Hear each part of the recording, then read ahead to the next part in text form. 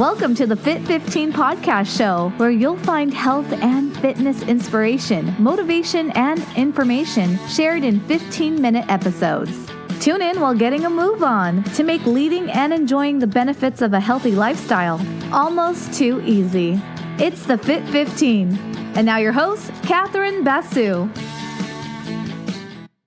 Welcome to the Fit 15 podcast show. I'm your host, Catherine Basu, and today I have a guest who's going to share a combination of fitness inspiration and health and wellness information because she is a registered dietitian, but will also be sharing her fitness story with us and some tips from her journey with us.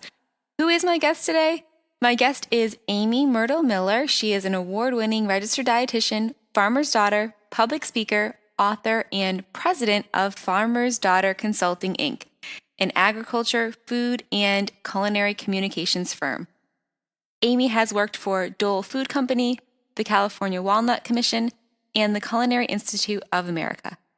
Today, she works for a variety of clients across the food system, including seed companies, commodity boards, colleges, and restaurants.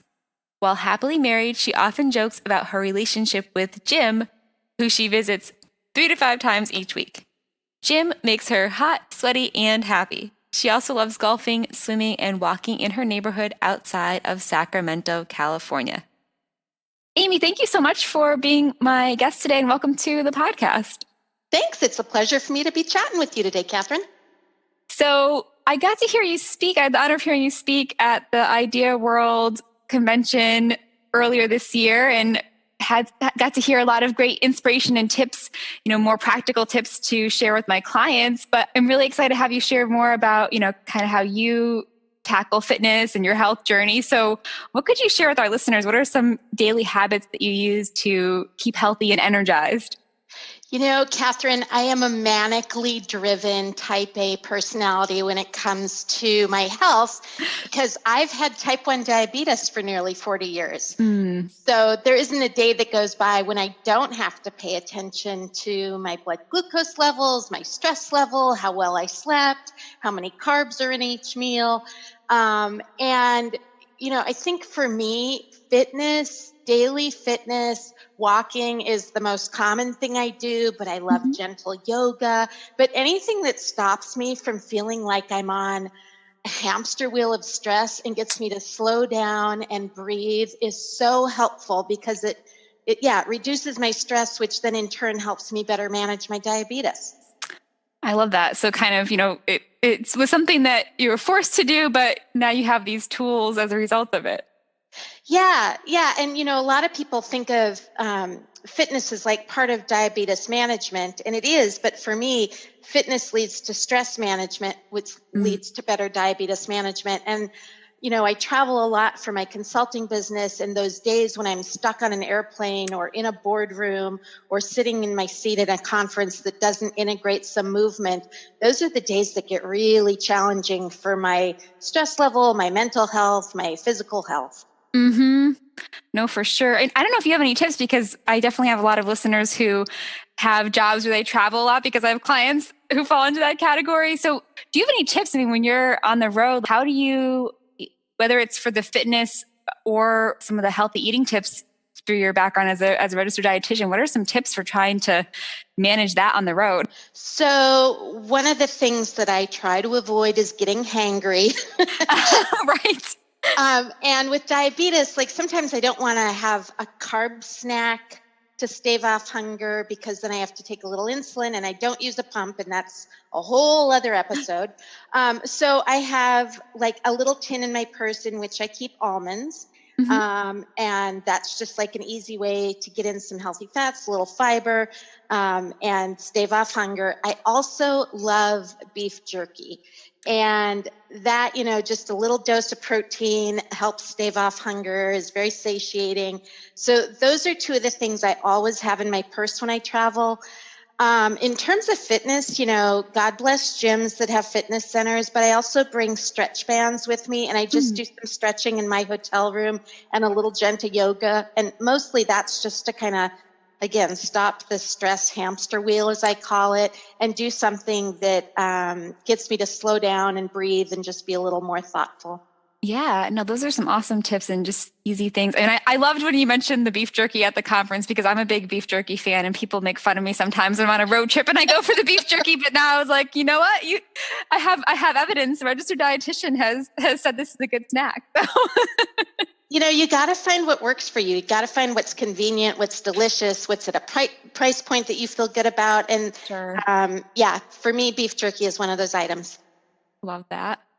So, in your regular life, I know I've shared a little bit about this in your bio, but maybe you can just, help the listeners. Who are some members of your motivation and support team, and maybe, to give them some insights as to how they could start building their own too? Yeah, well, probably one of my number one mentors in being fit and having a good attitude is my mom. She's about to turn 90. And since I was a little kid, I watched my mom integrate daily walks into her fitness routine. She lives on our family farm in North Dakota, and she even does the walking during the horribly cold winters there. She uses Nordic walking poles, and it kind of kills me that my nearly 90-year-old mother has these beautiful guns, because the Nordic walking poles help stabilize her, whether she's walking on the gravel or on icy gravel in the winter. She's number one in terms of kind of inspiration. My husband is wonderful. He's a daily source of support and encouragement. And I'm also blessed to have an awesome physician who I see every 3 months, who is positive, realistic, respectful.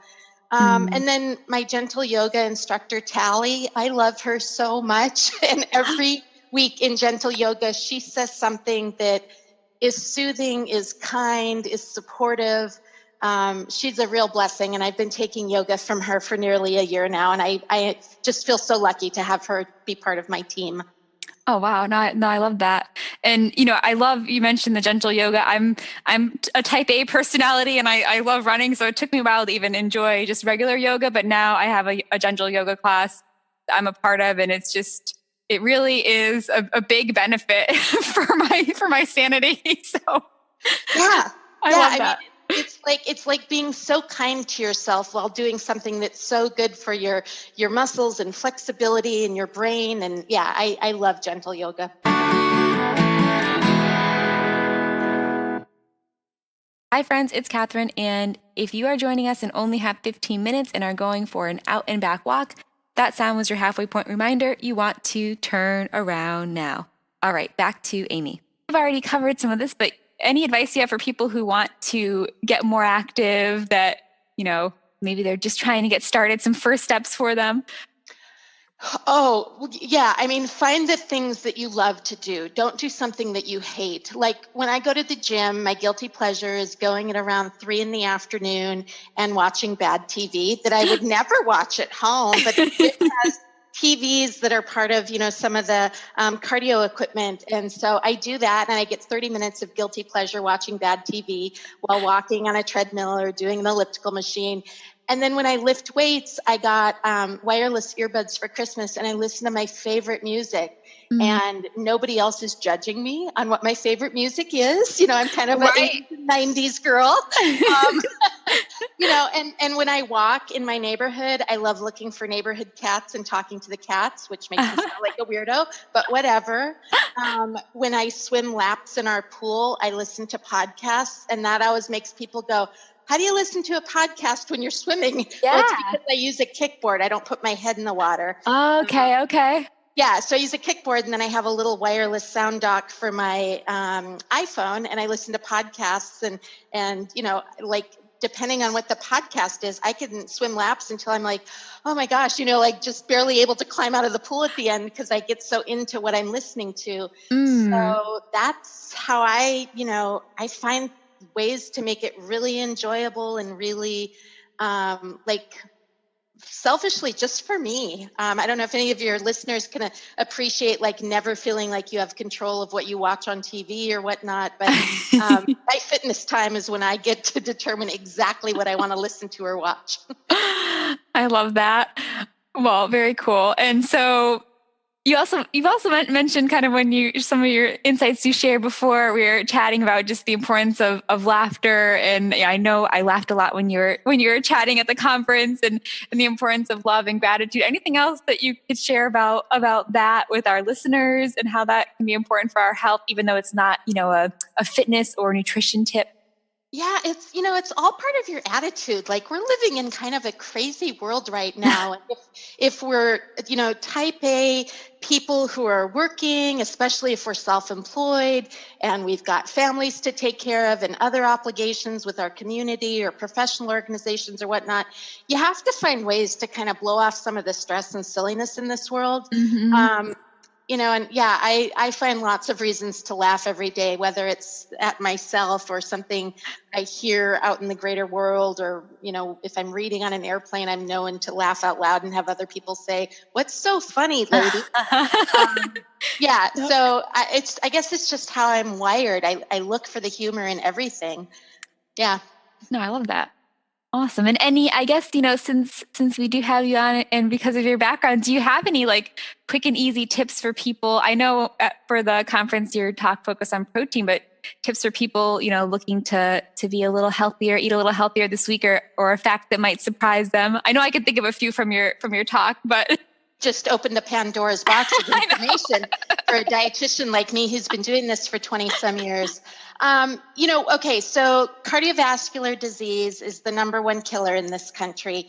And one habit that you can integrate, actually, I'll give you two habits you can integrate into your dietary pattern to significantly reduce your risk of cardiovascular disease, is the people who eat the most fruits and vegetables have the lowest risk of cardiovascular disease.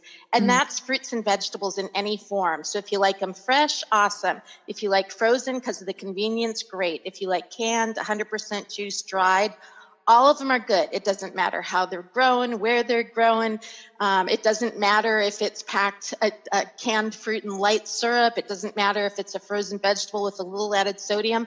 The people who eat the most fruits and vegetables in all forms have the lowest risk of heart disease.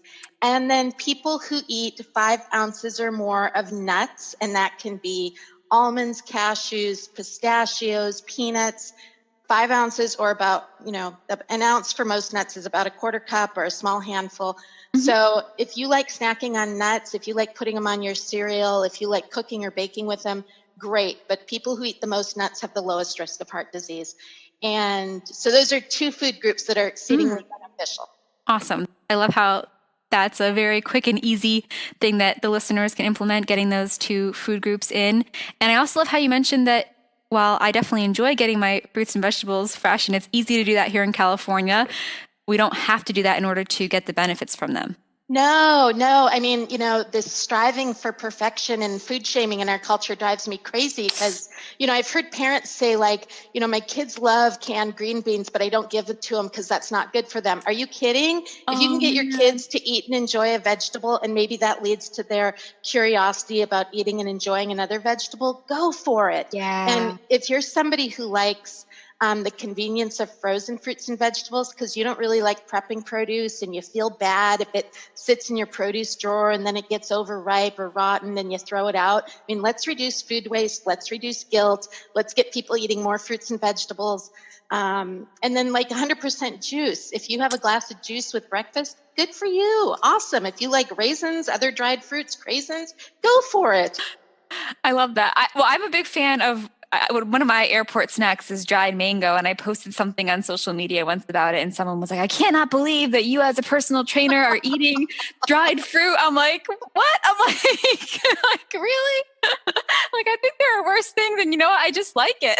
So yeah. And I mean, like, that's one of my husband's favorite things to pick up at Costco because he likes having it at his desk at work. It's a good little snack, and he doesn't have to worry about it spoiling. He doesn't have to pack it every day. It makes his life a little easier. So, yeah. I mean, I'm not going to lie. If I had like, a huge thing of dried mango, left to my own devices, I probably would, eat just that all day. But, if I'm just going to grab it in the airport, I think I can manage it. Oh, goodness. Well, Amy, I really enjoyed having you on the show. I'll share links to your website and everything in the show notes, but I don't know if you want to mention anything you have going on or extra reasons to follow you lately before we say goodbye, or anything else on your mind? I am super active on social media, especially Facebook and Instagram at Amy Myrdal Miller. I publish some of my articles on my website as well as on LinkedIn, but farmersdaughterconsulting.com is the place to find all the info about me, to read my blogs, to access my recipes. So if folks want to check that out, that's awesome.